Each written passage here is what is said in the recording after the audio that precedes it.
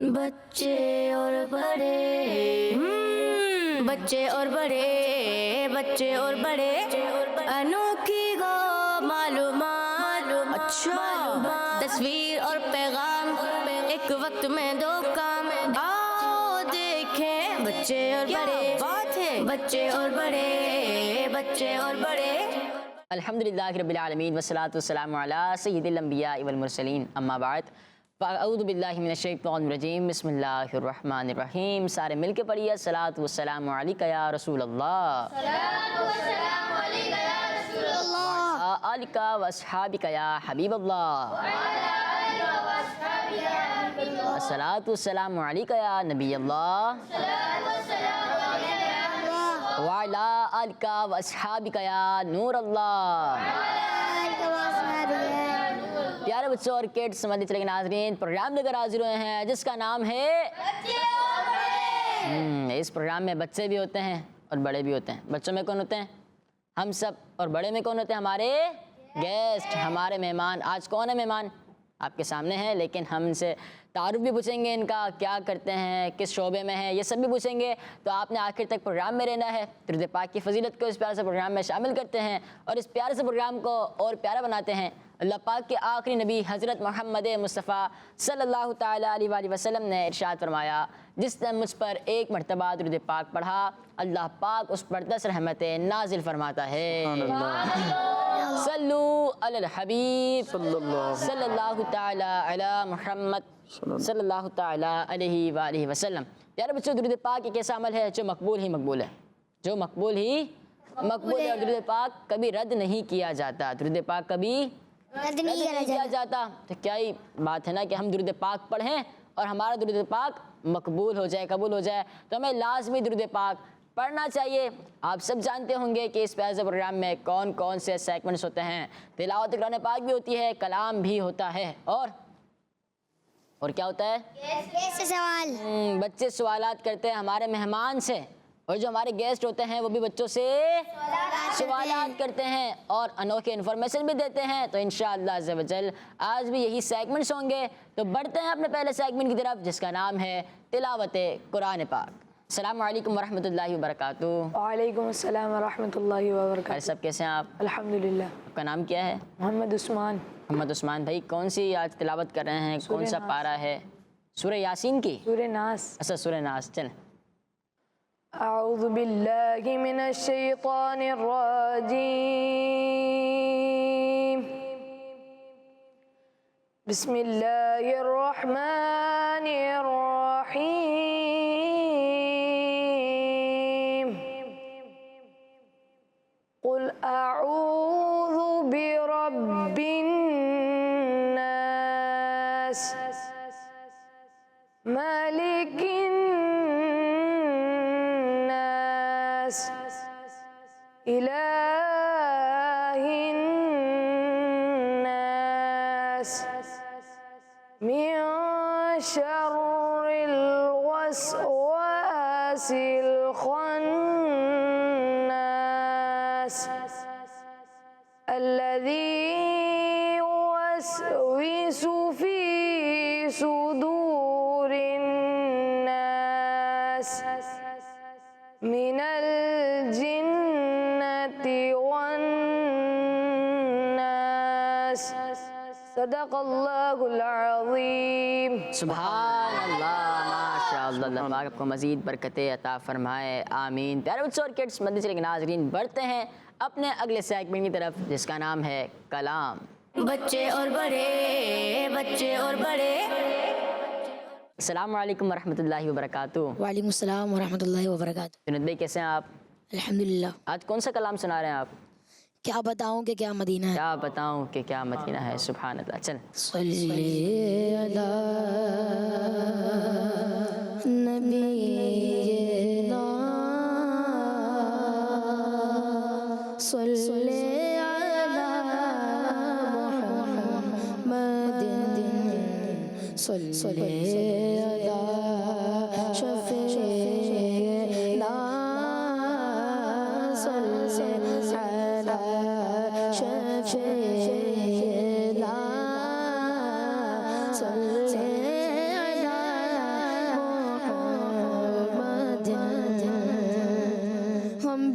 मदीने जाएंगे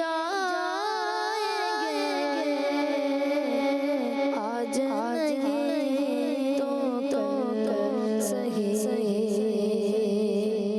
हम भी मदीने जाएंगे आज नहीं तो कल सही आका हमें बुलाएंगे आका हमें बुलाएंगे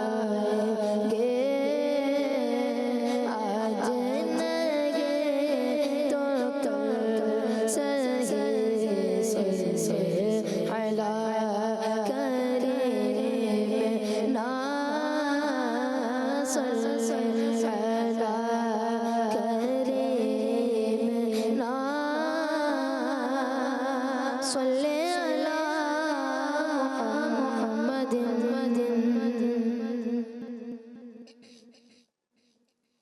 क्या बताऊं कि क्या मदीना है क्या बताऊं कि क्या मदीना है क्या बताऊं क्या बताऊं कि क्या मदीना है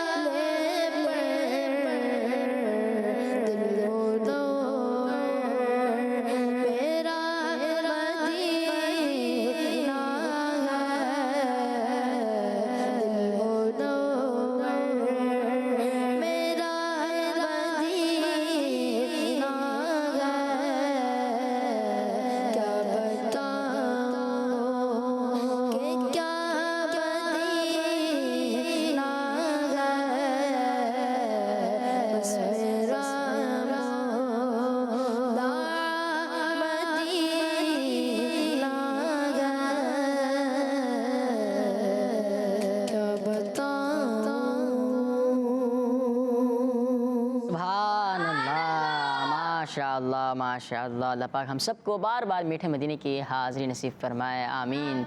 السلام علیکم ورحمۃ اللہ وبرکاتہ۔ وعلیکم السلام ورحمۃ اللہ وبرکاتہ۔ کیسے ہیں آپ؟ الحمدللہ رب العالمین، آپ کیسے ہیں؟ الحمدللہ۔ اور کس شعبے میں ہوتے ہیں آپ؟ ابھی ہمارا مدنی چینل کا ایک شعبہ ہے، مدنی چینل اردو کا کانٹینٹ ڈپارٹمنٹ، تو اس میں الحمدللہ خدمت کی سعادت حاصل ہے۔ ماشاء اللہ۔ اور بھی سوالات کریں گے آپ سے، جی۔ لیکن انہوں نے کلام پڑھا، کیا بتاؤں کہ کیا مدینہ ہے، بس میرا مدعا مدینہ۔ سبحان اللہ۔ مدعا کا مطلب کیا ہوتا ہے؟ ماشاءاللہ یہ کلام زبان زد عام ہے، اور عشاق کے لبوں پر جو ہے وہ کسی بھی محفل میں جب مدینہ شریف کا تذکرہ آتا ہے تو اکثر ثنا خان بڑے خوبصورت انداز میں یہ کلام پڑھتے ہیں، اور بڑا دل کو بھاتا ہے یہ کلام۔ بس میرا مدعا مدینہ ہے۔ مدعا دراصل غرض کو، مطلب کو یا مقصود کو کہتے ہیں، یعنی میرا جو مقصود ہے، میری جو غرض ہے وہ مدینہ شریف ہے۔ اور یہ کیوں نہ ہو، کیونکہ مدینے میں ہمارے آقا صلی اللہ تعالیٰ علیہ وسلم تشریف فرما ہیں۔ سیدی امیر اہل سنت دامت برکاتہم العالیہ فرماتے ہیں نا کہ مدینہ اس لیے عطار جان و دل سے ہے پیارا کہ رہتے ہیں میرے آقا میرے سرور مدینے میں۔ سبحان اللہ۔ حضور مدینے میں ہے تو ہمارا غرض، ہمارا مطلب، ہمارا مقصود، یوں کہیے کہ مدینہ منورہ مقدس شہر جو ہے یہ ہماری منزل بھی ہے، ہمارا مقصود بھی ہے، ہماری غرض بھی ہے۔ اور وہ امیر اہل سنت دامت برکاتہم العالیہ اپنے ایک اور کلام میں فرماتے ہیں کہ یا نبی بس مدینے کا غم چاہیے اور کچھ نہ خدا کی قسم چاہیے۔ سبحان اللہ۔ اگر مدینہ شریف کا غم مل جائے، مدینہ طیبہ اور مدینے والے سرکار اگر حاصل ہو جائیں تو پھر پوری دنیا ہی حاصل ہو جائے۔ سبحان اللہ، سبحان اللہ، ماشاء اللہ، کمال، ماشاء اللہ۔ پیارے بچوں اور کڈس مدنی چینل کے ناظرین، یقیناً یہ بچے بیٹھے ہیں وہ بھی سوالات کریں گے، تو بڑھتے ہیں اپنے تیسرے سیگمنٹ کی طرف جس کا نام ہے گیسٹ سے سوالات۔ بچے اور بڑے، بچے اور بڑے۔ جی تو پیارے بچوں اور کڈس مدنی چینل کے ناظرین، آپ میں سے کون کون سوالات کریں گے؟ آپ سب تو نہیں کر سکتے، جو یہاں موجود ہیں وہی سوالات کریں گے۔ آپ اجازت دیتے ہیں کہ سوال؟ جی ماشاءاللہ۔ چلیں ٹیم میں سے پہلے کون؟ السلام علیکم ورحمۃ اللہ وبرکاتہ۔ وعلیکم السلام ورحمۃ اللہ وبرکاتہ۔ میرا نام عبداللہ ہے۔ میرا آپ سے سوال ہے کہ جھوٹ بولنے سے کون ناراض ہوتا ہے؟ اللہ اکبر۔ عبداللہ بھائی، جھوٹ بولنے سے اللہ پاک ناراض ہوتا ہے، اس کے رسول کریم علیہ افضل الصلاۃ والتسلیم ناراض ہوتے ہیں، اور جن کاموں سے اللہ اور اس کا رسول ناراض ہوتا ہو تو ایسے کاموں سے ہمیں بچنا ہمیں ضروری ہے۔ جھوٹ بولنا گناہ ہے، اگرچہ اس کی استثنائی صورتیں وہ کتابوں کے اندر موجود ہیں، لیکن جھوٹ یہ بہت بڑی آفت ہے، بہت بڑی مصیبت ہے، اور جو جھوٹ بولنے والا بندہ ہوتا ہے وہ ہلاکت میں پڑتا ہے۔ لہٰذا ہمیں اللہ اور اس کے رسول کی ناراضی ہرگز مول نہیں لینی چاہیے کہ ہم ایک جھوٹ بول کر اللہ اور اس کے رسول کو ناراض کریں، تو یہ سودا جو ہے یہ اچھا نہیں ہے، اللہ پاک کو ناراض کرنے والا۔ آپ نے کہا ہرگز مول نہیں لینی چاہیے۔ مول کیا ہوتا ہے؟ ہاں مول ویسے تو یہ ایک یوں کہیے کہ ایک محاورتاً بولا جاتا ہے۔ مول لینے کا مطلب یہ ہوتا ہے کہ آپ نے کوئی کام کیا، اس کے بدلے میں کیا ملے گا آپ کو۔ جس طرح ہم کسی سے کوئی چیز خریدتے ہیں تو کچھ ہم دیتے ہیں، بدلے میں ہمیں کچھ ملتا ہے۔ تیسرا دیکھیں جائے تو جھوٹ بولنے والا گویا کہ اللہ کی ناراضگی لے رہا ہے، تو جھوٹ نہ بولیں کہ اس کے بدلے میں کیا ملے گا، اللہ پاک ناراض ہوگا، اس کے رسول کریم علیہ افضل الصلاۃ والتسلیم ناراض ہو جائیں گے، اور جس سے اللہ اور اس کا رسول ناراض ہوں تو اس کی آخرت، اس کا جو صلہ قیامت کے دن ملنا ہے، تو پھر وہ رب کی ناراضی کی صورت میں اللہ نہ کرے کہ اگر رب ناراض ہوا تو پھر جہنم کا عذاب بھی جو ہے وہ برداشت کرنا پڑ سکتا ہے۔ اللہ پاک محفوظ فرمائے۔ جی آپ میں سے اور کوئی؟ جی آپ۔ السلام علیکم ورحمۃ اللہ وبرکاتہ۔ وعلیکم السلام ورحمۃ اللہ وبرکاتہ۔ میرا نام عمر ہے۔ میرا آپ سے یہ سوال ہے، کیا یہ بات سچ ہے کہ جھوٹ کبھی نہ کبھی سامنے آ جاتا ہے؟ جی عمر بیٹا، بالکل اکثر ایسا ہوتا ہے کہ جھوٹ سامنے آ جاتا ہے۔ اچھا دیکھیں، دنیا میں جھوٹ اگر سامنے آ گیا، کسی سے ہم نے کوئی جھوٹی بات کہی اور بعد میں وہ کھل گئی، تو دنیا کے اندر تو شرمندگی ہے، بندے کی عزت جو ہے وہ خراب ہو جاتی ہے۔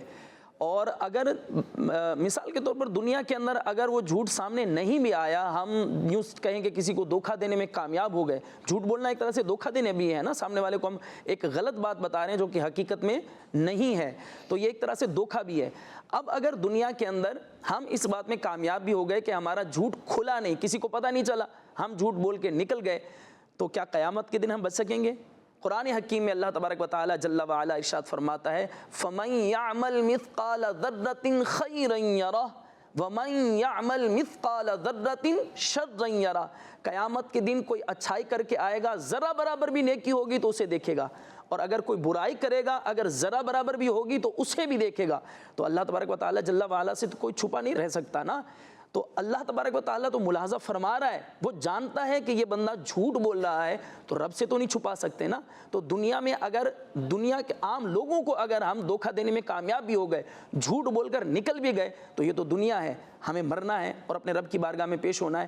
ایک مسلمان کے پیش نظر ہمیشہ آخرت رہتی ہے، صرف دنیا نہیں بلکہ آخرت بھی پیش نظر رہتی ہے۔ وہ ضرور یہ سوچتا ہے کہ قیامت کے دن اللہ پاک کی بارگاہ میں حاضر ہونا ہے، تو پھر رب ذوالجلال جل وعلا نے اگر پوچھ لیا کہ یہ تم نے جھوٹ بولا تھا تو پھر اس کا سامنا میں کیسے کروں گا؟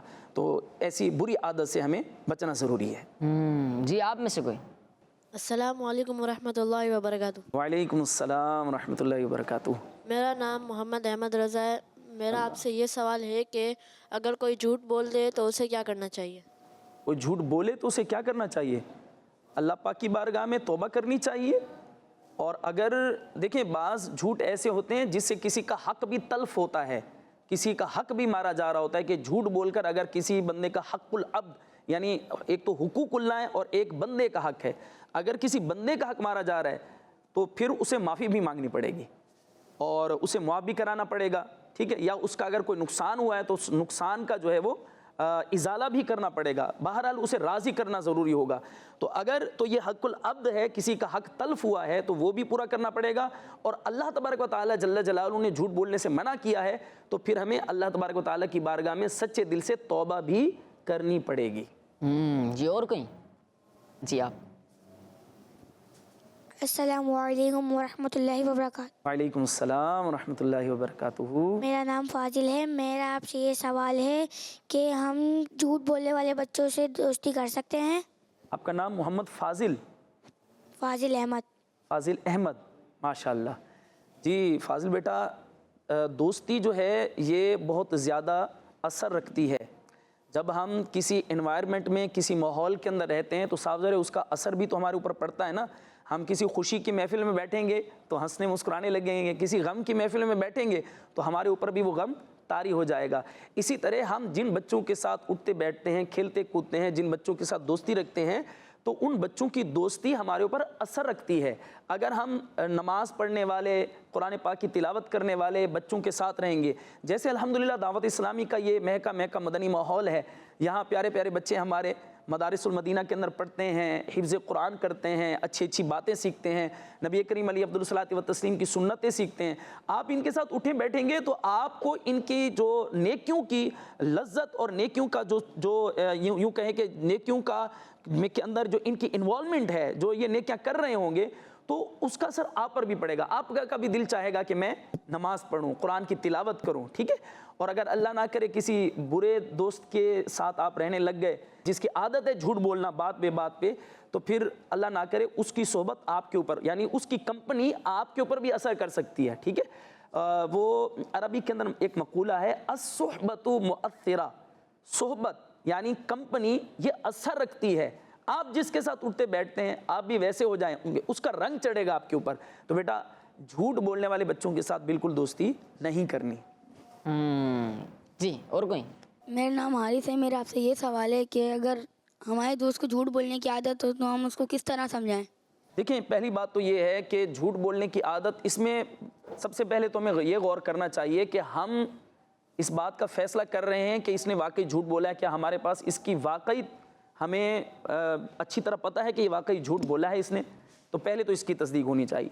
اگر اس نے جھوٹ بولا ہے اور آپ اسے سمجھانے پر قدرت رکھتے ہیں، قدرت سے مراد آپ اسے سمجھائیں گے تو وہ آپ کا کہنا مانے گا، تو پھر آپ کو ضرور سمجھانا چاہیے۔ لیکن سمجھانے کے بھی انداز ہوتے ہیں، یہی نہیں کہ ڈانٹ ڈپٹ کر کے اور اسے جو ہے وہ جھاڑ کے آپ سمجھائیں، بلکہ انتہائی نرمی کے ساتھ اسے سمجھائیں کہ اللہ اور اس کے رسول نے جھوٹ بولنے سے منع کیا ہے، لہٰذا آپ جھوٹ نہیں بولا کریں۔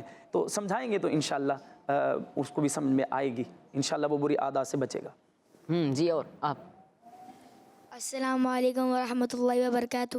وعلیکم السلام ورحمۃ اللہ وبرکاتہ۔ میرا نام عبدالسبحان ہے۔ میرا آپ سے یہ سوال ہے، اگر کوئی بچہ اسکول کا ہوم ورک کرنا بھول گیا ہو تو جھوٹ بول سکتا ہے؟ ہاں دیکھیں ان کا ماشاءاللہ بڑا پیارا نام ہے عبدالسبحان. آج کل یہ نام رکھنے کا ٹرینڈ چلا ہوا ہے, لوگ صرف سبحان رکھتے ہیں, تو صرف سبحان یہ رکھنا منع ہے, عبدالسبحان. ماشاءاللہ اللہ کریم آپ کو خوشیاں دے بیٹا. دیکھیں ہوم ورک اگر نہ کیا ہو تو اپنی سستی جو ہے وہ ظاہر کر دینی چاہیے, جھوٹ نہیں بولنا چاہیے. انشاءاللہ اس سستی کو دور کریں گے. ہوم ورک تو کرنا ہی ہے نا, کیونکہ اگر کامیابی حاصل کرنی ہے تو جو اس کی ضروریات ہیں, اب اگر ٹیچر نے کہا ہے کہ آپ نے یہ ہوم ورک کرنا ہے تو اس کو تو پورا کرنا ہی ہے نا. اب اگر کسی دن سستی ہو گئی, غفلت ہو گئی تو بتا دیں, انشاءاللہ وہ ناراض نہیں ہوں گے, بلکہ آپ کے سچ بولنے پر امید ہے کہ وہ آپ کو چھوڑ دیں گے.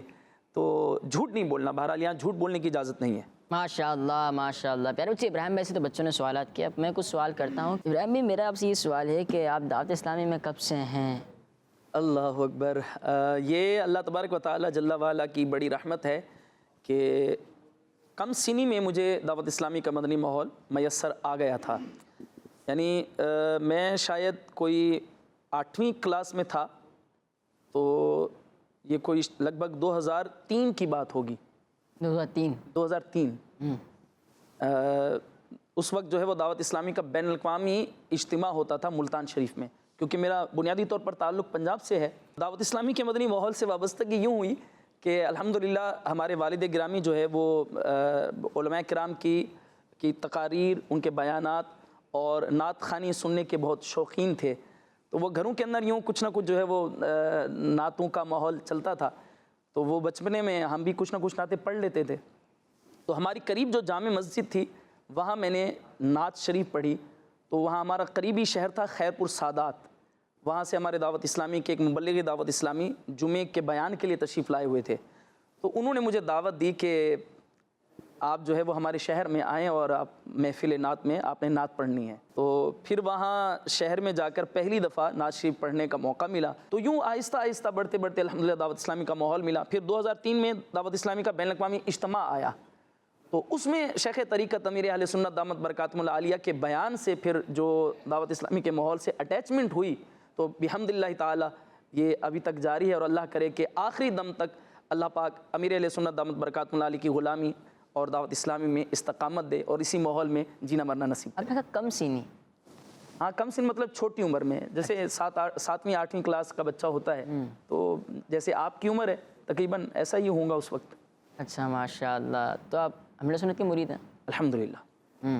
اور آپ نے کہا میں کلام بھی پڑھتا تھا, تو ابھی کوئی کلام سنائیں گے آپ؟ وہ اصل میں یوں ہوا کہ بچپن میں تو کافی ٹائم گزرا نعت خوانی کا, پھر محفلوں میں بھی نعتیں پڑھنے کے مواقع ملتے رہے, لیکن جب درس نظامی کی طرف پھر جو ہے وہ اللہ پاک نے توفیق دی تو پھر نعت خوانی سے دھیان ہٹ گیا. اچھا. اب ہے تو الحمدللہ ہر سنی مسلمان جو ہے وہ نعت خواں ہوتا ہے, اور دعوت اسلامی کے مدنی ماحول میں تو نعت خوانی کی اور برکات ہیں الحمدللہ, لیکن وہ پھر رجحان جو ہے وہ بیان کی طرف چلا گیا, نعت خوانی سے ہٹ گیا. اب پڑھ لیتا ہوں جیسے گنگنا لیتا ہے بندہ, لیکن باقاعدہ محافل میں یا یوں پڑھنے کا اب وہ سلسلہ نہیں رہا. ابھی سنائیں گے آپ؟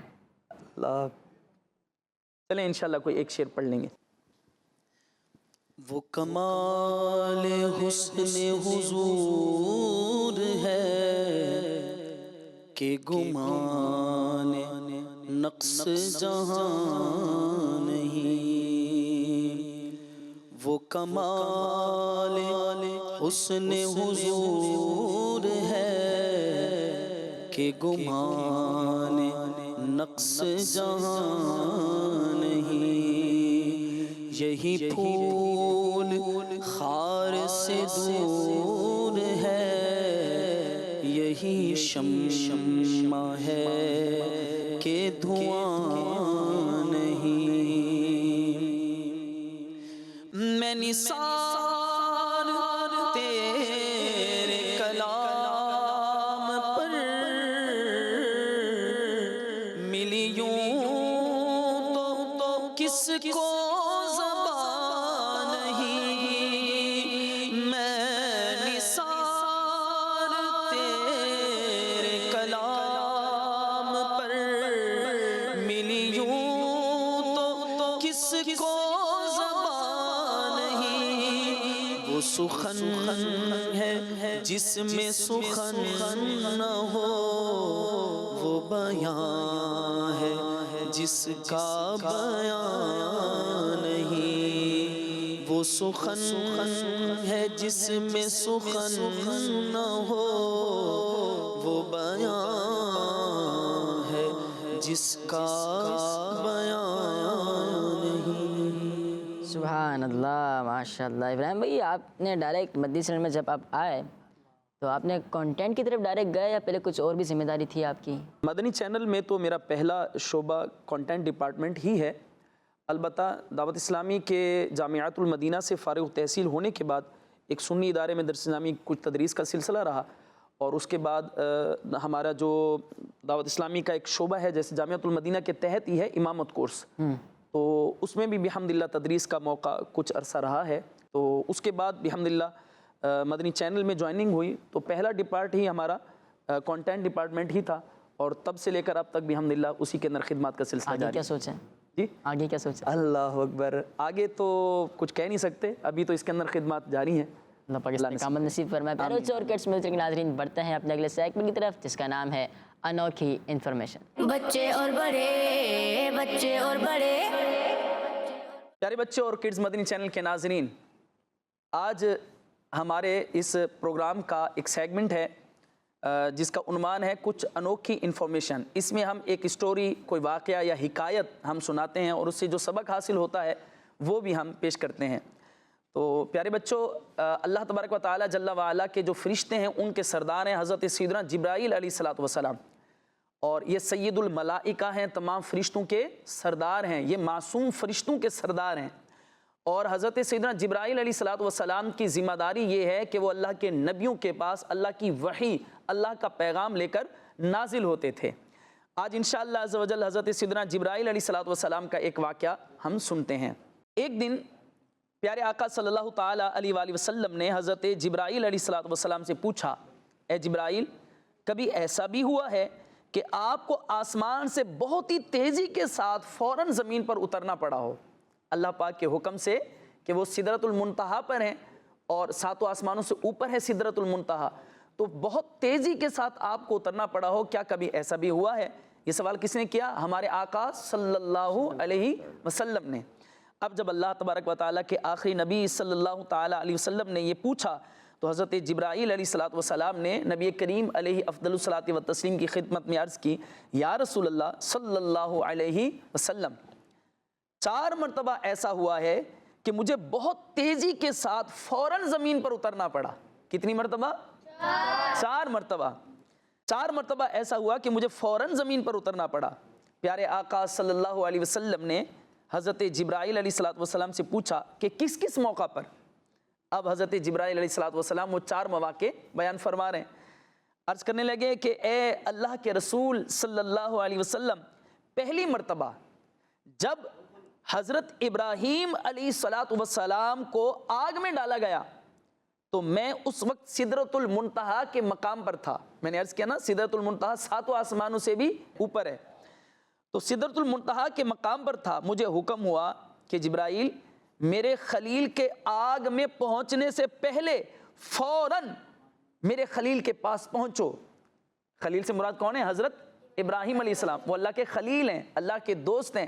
تو فرمایا کہ آگ میں پہنچنے سے پہلے میرے خلیل حضرت ابراہیم علیہ السلام کے پاس پہنچو۔ چنانچہ میں بڑی تیزی کے ساتھ، اس سے پہلے کہ وہ آگ میں پہنچتے، میں ان کے پاس پہنچ گیا۔ اب دوسری بار حضرت اسماعیل علیہ الصلوۃ والسلام کی گردن پر جب چھری رکھی گئی، قربانی کے ایام آنے والے ہیں اور مسلمان جو اپنے جانوروں کی قربانی کرتے ہیں تو حضرت اسماعیل علیہ الصلوۃ والسلام کی اسی قربانی کی یاد میں کرتے ہیں۔ تو کیا ہوا کہ جب ان کی گردن پر چھری رکھی گئی حضرت ابراہیم علیہ الصلوۃ والسلام نے، تو مجھے حکم ہوا کہ چھری چلنے سے پہلے زمین پر پہنچو اور چھری کو الٹا کر دو۔ چنانچہ چھری چلنے سے پہلے ہی میں زمین پر پہنچ گیا اور چھری کو نہ چلنے دیا۔ اب یہ 2 واقعات ہو گئے۔ تیسرا واقعہ، جب حضرت جبرائیل علیہ الصلوۃ والسلام آسمانوں سے بڑی تیزی کے ساتھ نیچے اترے تو فرماتے ہیں کہ جب حضرت یوسف علیہ نبینا علیہ الصلوۃ والسلام کو ان کے بھائیوں نے کنویں میں گرایا تو مجھے اللہ پاک کا حکم ہوا کہ میں یوسف علیہ السلام کو کنویں کی تہہ تک پہنچنے سے پہلے ان تک پہنچوں اور کنویں کی تہہ پر گرنے سے پہلے ہی انہیں اپنے پروں پر اٹھا کر کنویں کے تہہ میں موجود ایک پتھر کے اوپر بٹھا دوں۔ چنانچہ حضرت جبرائیل علیہ السلام فرماتے ہیں کہ میں بڑی تیزی کے ساتھ پہنچا اور اس سے پہلے کہ وہ کنویں میں نیچے گرتے میں نے پروں پر اٹھا کر انہیں آرام سے بٹھا دیا۔ اب حضرت جبرائیل علیہ السلام کی رفتار کا اندازہ کر رہے ہیں آپ کہ کتنا تیزی کے ساتھ آئے ہوں گے، 7 آسمانوں کے پار ہے، اور جیسے ہی اللہ پاک کا حکم ہوا فوراً زمین پر پہنچے، اور اللہ کے نبی اس سے پہلے کہ نیچے گرتے انہیں پہلے سنبھال لیا۔ اب چوتھا واقعہ کہ چوتھی مرتبہ حضرت جبرائیل علیہ السلام زمین پر بہت تیزی کے ساتھ کب آئے؟ نبی پاک صلی اللہ علیہ وسلم سے عرض کرتے ہیں، یا رسول اللہ، جب کافروں نے آپ کے دندان مبارک شہید کیے غزوہ احد میں۔ کون سے غزوہ میں؟ غزوہ احد میں جب آپ کے مبارک دانتوں کو شہید کیا تو مجھے حکم ہوا، یعنی وہ دانت مبارک کے کچھ کونا جو ہے وہ شہید ہوا تھا، تو مجھے حکم ہوا کہ جبرائیل فوراً زمین پر پہنچو اور میرے محبوب کے دندان مبارک کا خون زمین پر نہ گرنے دینا۔ زخمی ہوئے سرکار، تو اس خون مبارک کے گرنے سے پہلے حضرت جبرائیل علیہ السلام کو حکم ہوا کہ وہاں پہنچیں، تو زمین پر گرنے سے پہلے ہی حضرت جبرائیل علیہ السلام فرماتے ہیں کہ میں پہنچا اور وہ خون اپنے ہاتھوں پر لے لیا۔ سبحان اللہ۔ اب غور کیجئے کہ یہ 4 مواقع ایسے ہیں کہ جن پر حضرت جبرائیل علیہ السلام بہت تیزی کے ساتھ زمین پر پہنچے ہیں، اور 7 آسمانوں کے اوپر ہونے کے باوجود بہت تیزی کے ساتھ حضرت جبرائیل علیہ السلام نیچے آئے ہیں۔ یہاں 2 چیزیں عرض کروں گا۔ ایک تو یہ کہ حضرت جبرائیل علیہ السلام کی رفتار بہت تیز ہے، تو اللہ تبارک و تعالی جل جلالہ اپنے مقبول بندوں کو جو رفتار عطا فرماتا ہے وہ چند سیکنڈوں میں ایک جگہ سے دوسری جگہ پہنچ جاتے ہیں، جیسے حضرت جبرائیل علیہ السلام بہت تیزی کے ساتھ پہنچے۔ تو اس میں دیکھیں، ایک تو یہ سیکھنے کو ملا کہ اللہ کے پیارے بندوں کی اور اللہ کے فرشتوں کی شان بہت بلند ہے۔ دوسرا ہمیں سبق کیا سیکھنے کو ملا، وہ یہ پیارے بچوں کہ جیسے ہی اللہ تبارک و تعالی جل وعلا کا حکم ہوا، حضرت جبرائیل علیہ السلام نے کوئی دیر نہیں لگائی بلکہ فوراً پہنچے۔ اب ہمیں بھی تو کچھ چیزوں کا حکم دیا گیا ہے نا، ہمیں بھی نماز پڑھنے کا حکم دیا گیا ہے، ہمیں بھی نیکی کے کام کرنے کا حکم دیا گیا ہے، ہمیں بھی اطاعت الہی اور عبادت کا حکم دیا گیا ہے۔ تو جس چیز کا ہمیں حکم دیا گیا ہے اس میں ہمیں کوئی سستی، کاہلی، غفلت نہیں کرنی چاہیے۔ اللہ تبارک و تعالی عمل کی توفیق عطا فرمائے۔ سبحان اللہ، ماشاء اللہ ماشاء اللہ۔ کچھ انوکھی انفارمیشن میں ہم نے آج ایک انوکھی انفارمیشن سنی، میں امید کرتا ہوں آپ سے یاد بھی رکھیں گے۔ تو بڑھتے ہیں اپنے اگلے سیگمنٹ کی طرف جس کا نام ہے حروف سوال جواب۔ بچے اور بڑے، بچے اور بڑے۔ جی تو پیارے بچے اور کڈس مدرسے کے ناظرین، اس سیگمنٹ میں ہوگا کچھ اس طرح کہ ابراہیم بھی کچھ سوالات کریں گے اور کچھ سوالات میں بھی کروں گا۔ جی ابراہیم بھی، اس میں کچھ ہوگا اس طرح کہ آپ نے ایک حرف دینا ہے ان سے، ایک حرف سے سوال پوچھنا ہے اور اسی حرف سے یہ جواب دیں گے۔ واہ، یہ سوالات ہیں۔ سبحان اللہ۔ تو بھائی کون کون تیار ہیں سوال کا جواب دینے کے لیے؟ ماشاءاللہ سب تیاری سے بیٹھے ہیں۔